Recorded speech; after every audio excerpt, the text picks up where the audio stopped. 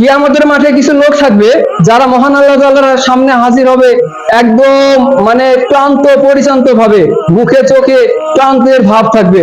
সূরা গাসিয়া আয়াত নাম্বার 2, 3, 4 মহান আল্লাহ বলছে তারা আমার সামনে হাজির হবে কর্মক্লান্ত পরিশ্রান্ত ভাবে, তখন আমি তাদেরকে ধরে জাহান্নামের আগুনে নিক্ষেপ করব। এখন এই ব্যক্তিগুলো কারা?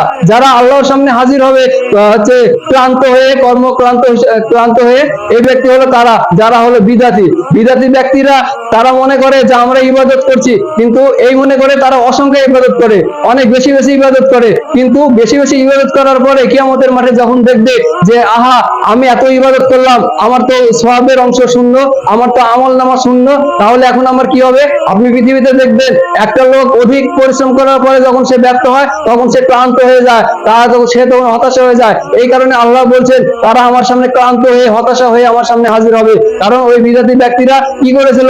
তাদের পদ্ধতিতে ইবাদত করেছিল, তারা বুজুর্গদের দেখানো পদ্ধতিতে ইবাদত করেছিল। তারা এটা কখনো যাচাই করেনি এটা কোরআনে আছে না হাদিসে আছে, এটা রাসূল সাল্লাল্লাহু আলাইহি সাল্লাম করেছেন নাকি বলেছেন, এগুলো তারা কখনো তোয়াক্কা করেনি। ওই ব্যক্তি বলেছে, উমুক বক্তা বলেছে, ওইটাই শুনে ওইটার উপর আমল করেছে, যার কারণে এই বিদআত করার কারণে পরবর্তীতে কিয়ামতের মাঠে মহান আল্লাহর সামনে কর্মক্লান্ত পরিশ্রান্ত ভাবে হাজির হবে। তখন আল্লাহ তাআলা তাদেরকে জাহান্নামে নিক্ষেপ করবে। মহান আল্লাহ তাআলা বিদআতির দলে অন্তর্ভুক্ত হওয়া থেকে, মূর্খদের দলে অন্তর্ভুক্ত হওয়া থেকে আমাকে আপনাকে রক্ষা করুক। আমিন।